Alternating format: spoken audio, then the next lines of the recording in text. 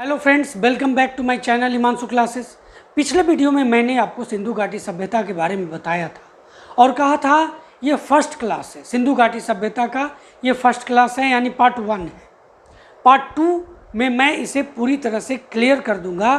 तो दोस्तों, आज ये वीडियो जो है वो पार्ट 2 है और इसमें मैं आपको सिंधु घाटी सभ्यता के सभी स्थलों की संपूर्ण जानकारी देने जा रहा हूँ। इसके बाद पार्ट 1 और पार्ट 2 के साथ पूरी तरह से आप सिंधु घाटी सभ्यता के बारे में समझ लेंगे, जान लेंगे। इसके बाद शायद कोई क्वेश्चन ऐसा बने जो आपके एग्जामिनेशन के लिए नेसेसरी हो, क्योंकि इन 2 वीडियो के द्वारा मैं सिंधु घाटी सभ्यता से जुड़े सभी तथ्य आपको प्रोवाइड कर रहा हूँ। दोस्तों, आगे बढ़ने से पहले अगर आप चैनल पर नए हैं या अभी तक आपने चैनल को सब्सक्राइब नहीं किया है तो चैनल को सब्सक्राइब कर लें, बेल आइकन को जरूर प्रेस करें ताकि आने वाला इस तरह का अनेक वीडियो का नोटिफिकेशन सबसे पहले आपको मिल सके। दोस्तों, सिंधु घाटी सभ्यता के प्रमुख स्थल की जानकारी हम इस वीडियो में आपके साथ शेयर करने जा रहे हैं, जो क्लास 2 है और इसके बाद पूरा सिंधु घाटी सभ्यता क्लियर हो जाएगा। तो इसमें सबसे पहले बात करेंगे हम लोग हड़प्पा की। तो सबसे पहले जानते हैं ये कहाँ है। तो ये पाकिस्तान के पंजाब प्रांत में मोंटगोमरी जिले में स्थित है। दोस्तों, किस नदी के किनारे है? तो रावी नदी के किनारे स्थित है। उत्खननकर्ता कौन है? दयाराम साहनी के नेतृत्व में माधव स्वरूप वत्स जो थे वो सहायक के रूप में काम किए थे। 1921 में इसका उत्खनन हुआ। दोस्तों, हड़प्पा में जो मिले उसके बारे में मैं आपको बता रहा हूँ। 6 के 2 कतारों में धान्य कोठार मिले हैं जिसमें अन्न को रखा जाता था। अनाजों को दबाने के लिए एक चबूतरा बना था जिसमें साक्ष्य के रूप में आज जौ एवं गेहूं के दाने मिले थे उत्खनन के समय। अब देखिए, 2 कतारों में 15-15 मकान मिले हैं। अब इतना खेती हो रहा है, उद्योग के मामले में भी ये नगर जाना जाता था हड़प्पा। तो 15 मकान मिले हैं और इसकी पहचान श्रमिक आवास के रूप में हुई है। R37 नामक कब्रिस्तान प्राप्त हुए। जो प्राप्त हुए उसकी चर्चा मैं कर रहा हूँ। देखिए अब उसमें क्या है। कब्रिस्तान में एक ताबूत में दफनाया हुआ एक कब्र है जिसमें ताबूत में दफनाया हुआ एक शव है जिसे विदेशी की कब्र कहा गया है। दोस्तों, यहाँ से इक्का गाड़ी प्राप्त हुआ है, शायद इससे ढुलाई के लिए कार्य किया जाता था। श्रृंगार पेटी प्राप्त हुआ है। श्रृंगार के ये बहुत शौकीन थे। यह प्रथम स्थान था जहाँ से सिंधु सभ्यता के संबंध में प्रथम जानकारी प्राप्त हुई। इसे अर्ध औद्योगिक नगर भी कहा जाता है। यहाँ से मनुष्य के शरीर की बलुआ पत्थर की बनी मूर्तियाँ, अन्नागार एवं बैलगाड़ी आदि प्राप्त हुए हैं। अब ध्यान दीजिए, यानी कि उस समय का जो सभ्यता था वो बलुआ पत्थर से परिचित था। कलाकृति के मामले में ये अव्वल थे। साथ ही साथ अन्नागार, जिसकी चर्चा मैंने अभी आपके साथ की, बैलगाड़ी इसकी चर्चा भी की, इक्का गाड़ी सबके बारे में आपको बताया। अब है कि हड़प्पा से एक मूर्ति धोती पहने हुए भी प्राप्त हुई है, यानी पहनावा के मामले में ये धोती भी यूज करते थे। एक बर्तन पर मछुआरे का चित्र बना मिला है, यानी मछली से ये परिचित थे। मछली पकड़ने की प्रथा से ये परिचित थे, पकड़ने की कला जानते थे। दोस्तों, शंख का बना हुआ एक बैल भी मिला है। यहाँ से बना कांसा का एक इक्का प्राप्त हुआ है। कांस्य दर्पण भी प्राप्त हुआ है। कांस्य दर्पण भी यहाँ से प्राप्त हुआ है। इसका कहने का मतलब, जैसे कि पहले वीडियो में मैंने आपको बताया था कि ये कांस्ययुगीन सभ्यता भी के नाम से भी जाना जाता है। तो आप बात करते हैं मोहनजोदड़ो की। ये कहाँ है? ये सिंध प्रांत में है, पाकिस्तान के सिंध प्रांत में लरकाना जिले में स्थित है। ये कौन? मोहनजोदड़ो। किस नदी के किनारे है? सिंधु नदी के किनारे। उत्खननकर्ता कौन थे? कब किए?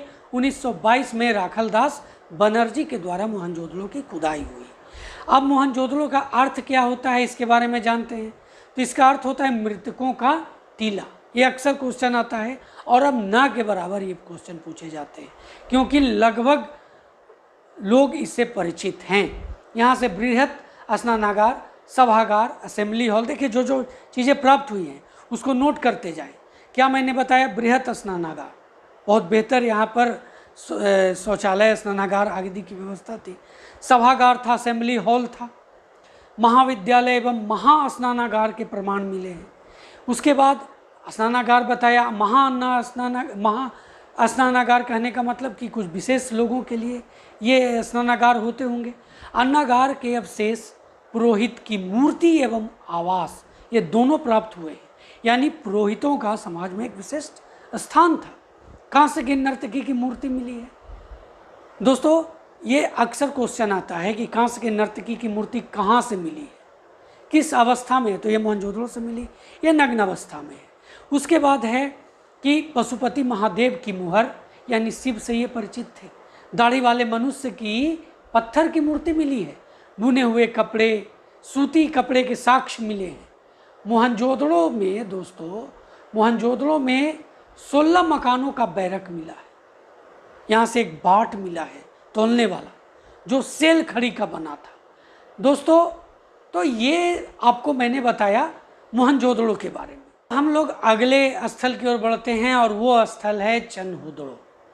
देखिए ये कहाँ है, तो ये मोहनजोदड़ो के दक्षिण में सिंध प्रांत में स्थित था चनहुदड़ो।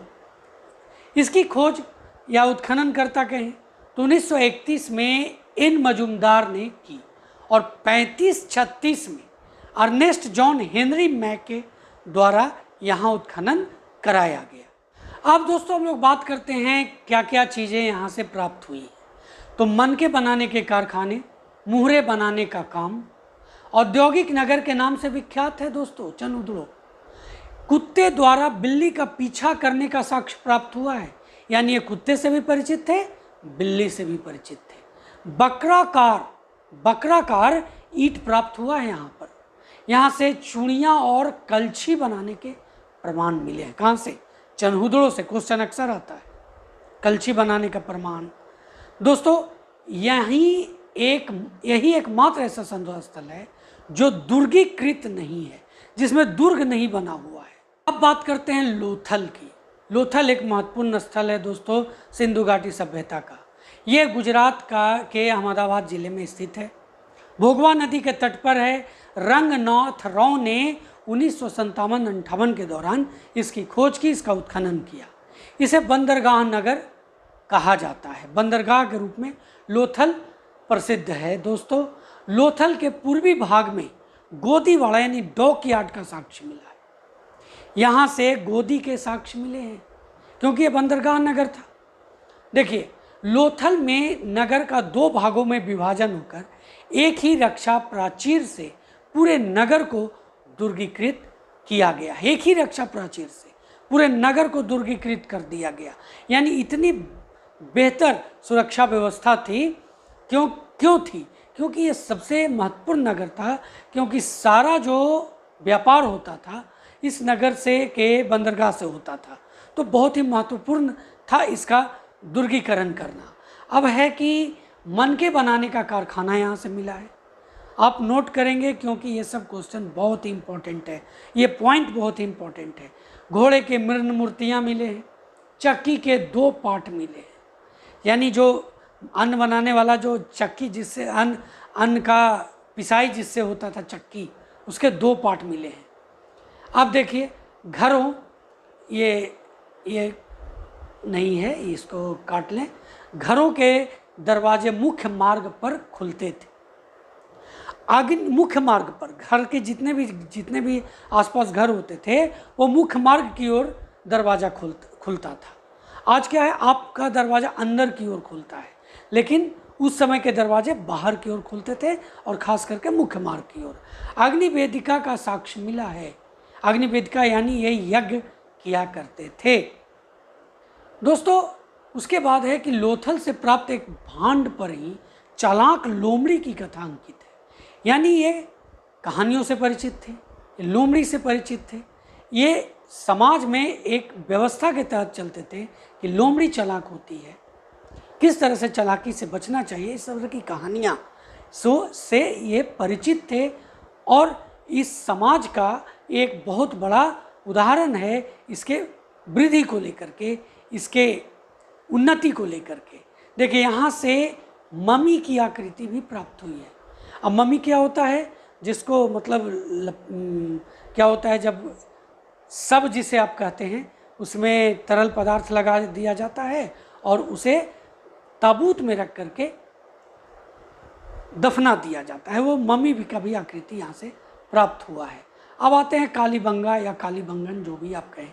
तो स्थिति एक इस कहाँ पर है, इसके बारे में जानते हैं।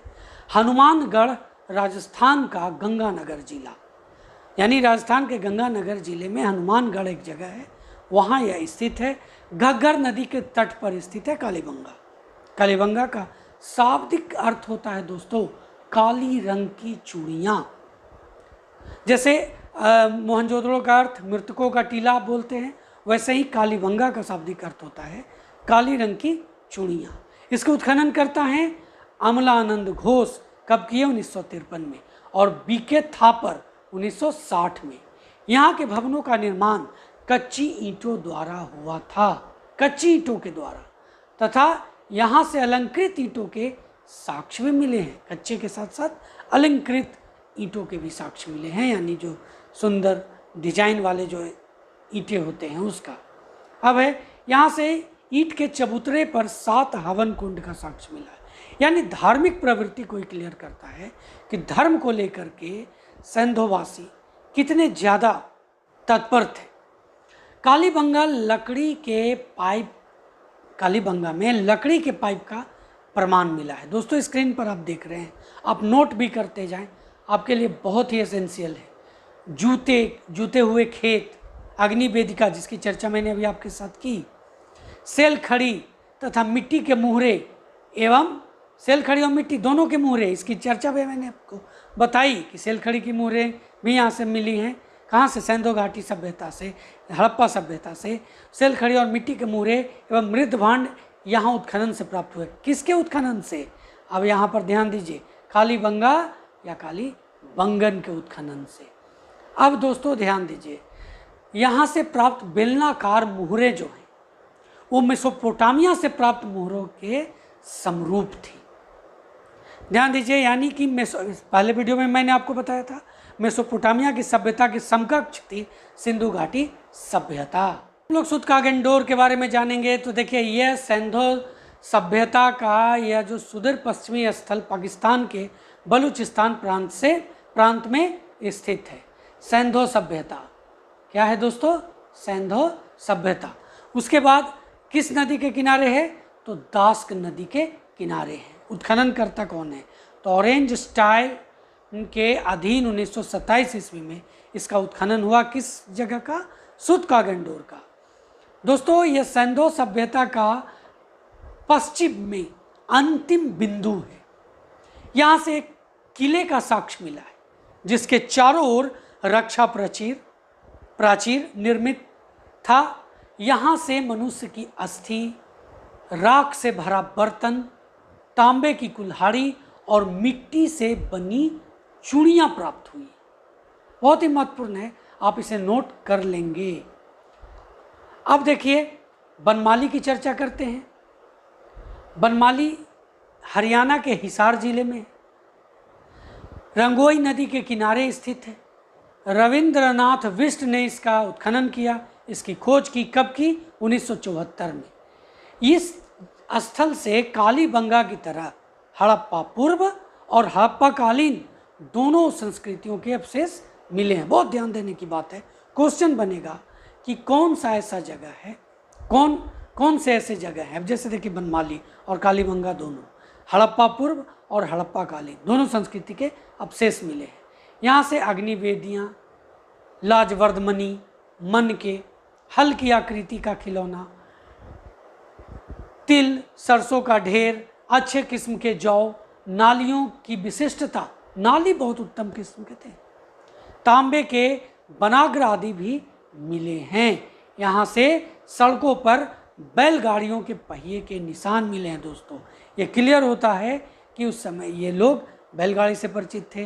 पहिया किस तरह का होता था, तो ये भी क्लियर करता है ये जो बनमाली या बनावली जो भी आप कहें, इससे जो साक्ष्य प्राप्त हुए हैं। अब हम लोग रोपड़ के बारे में जानकारी प्राप्त करेंगे। अब रोपड़ कहाँ है? तो पंजाब में स्थित है, सतलज नदी के किनारे स्थित है। यज्ञदत्त शर्मा ने 1953-54 में इसकी खोज की। क्या क्या प्राप्त हुआ? तो तांबे की कुल्हाड़ी प्राप्त हुई है यहाँ से, यहाँ के एक कब्रगाह में आदमी के साथ कुत्ते को दफनाए जाने का साक्ष्य मिला है। ये क्लियर करता है कि कुत्ता जो है एक वफादार जानवर के रूप में सिंधु घाटी सभ्यता से ही जाना जाता था। देखिए सबसे महत्वपूर्ण बात, रोपड़ से संस्कृति के 5 स्तर प्राप्त हुए हैं जो इस प्रकार हैं। क्या है? हड़प्पा चित्रित धूसर मृदभांड, उत्तरी काले पॉलिश वाले, कुषाण, गुप्त और मध्यकालीन मृदभांड भी रोपड़ से प्राप्त हुए हैं दोस्तों।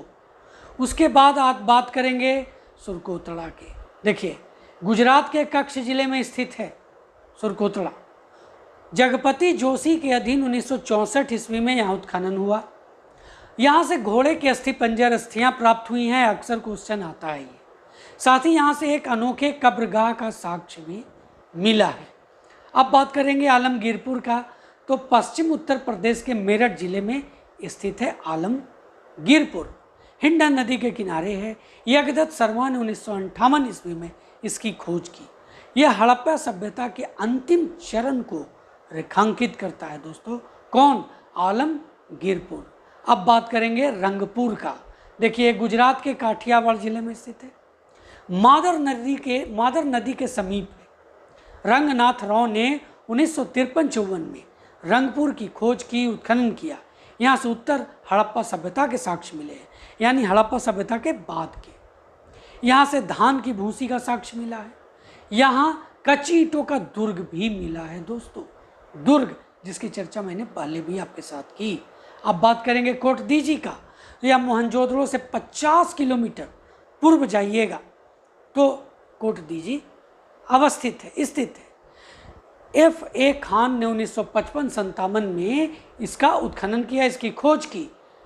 आमरी में 12 सिंघा का नमूना मिला है। आमरी जगह है कोटदीजी में जहाँ से 12 सिंघा का नमूना मिला है। सर्वप्रथम सिंधु सभ्यता के लोगों ने ही चांदी का उपयोग किया, बहुत इंपॉर्टेंट है।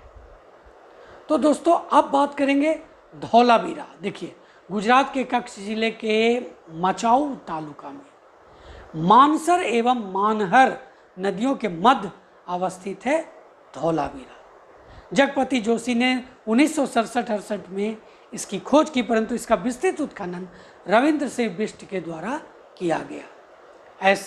यह ऐसा पहला नगर है जो 3 भागों में विभाजित था। एक दुर्ग भाग था, दूसरा मध्यम नगर था और तीसरा जो था वो निचला नगर जिसमें सामान्य लोग रहा करते थे। यहाँ से 16 विभिन्न प्रकार के जलाशय मिले हैं जो एक अनूठी जल संग्रहण व्यवस्था का चित्र प्रस्तुत करते हैं। धौलावीरा नगर के दुर्ग भाग एवं मध्यम भाग के मध्य एक भव्य इमारत के अवशेष चारों ओर दर्शकों को बैठने के लिए बनी हुई सीढ़ियों को इंगित करता है। सभी चीज़ों को आपको नोट करना है, मोस्ट इम्पॉर्टेंट है ये सभी पॉइंट। धौलावीरा से 10 बड़े अक्षरों में लिखा एक सूचना पट का प्रमाण मिला है जो क्लियर करता है कि सूचना पट का इस्तेमाल उस समय भी होता था। राखी गढ़ी के बारे में बात करते हैं तो हरियाणा के हिसार जिले में स्थित है। सरस्वती तथा दुधवती नदियों के शुष्क क्षेत्र में राखी गढ़ी सिंधु सभ्यता का भारतीय क्षेत्र पाकिस्तान को छोड़ दीजिए, भारतीय क्षेत्र में धौलावीरा के बाद दूसरा विशालकाय नगर है। अमरेंद्र नाथ के द्वारा 1997 से 99 में बीच इन 97 से 99 के बीच इसका उत्खनन हुआ।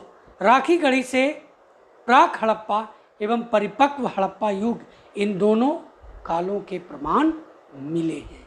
दोस्तों ये था सिंधु घाटी सभ्यता की पूरी जानकारी। अब हेडमास्टर और हेड टीचर से रिलेटेड जो महत्वपूर्ण सिलेबस है दोस्तों, अभी तो हेडमास्टर का सिलेबस सामने है, उसी के आधार पर मैं आपको तैयारी करवाना शुरू कर दिया हूं और सिंधु घाटी सभ्यता पूर्ण हुआ। अगले वीडियो में अगले सब्जेक्ट का शुभारंभ मैं आपके साथ करूंगा।